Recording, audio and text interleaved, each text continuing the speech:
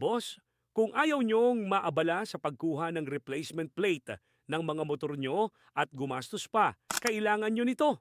Alam naman natin na kapag nasira, nabaluktot o hindi na mabasa ng maayos ang plate number, kailangan pang dumaan sa proseso ng replacement. Minsan, 1 o 2 linggo or mahigit 1 buwan bago makuha ang replacement.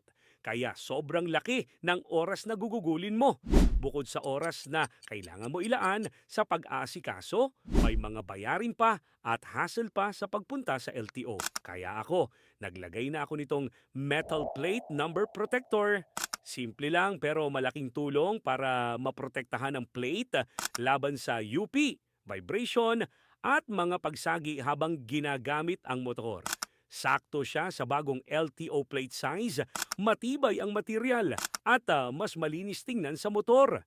Madali rin i-install, kaya kahit ikaw na mismo ang magkabit.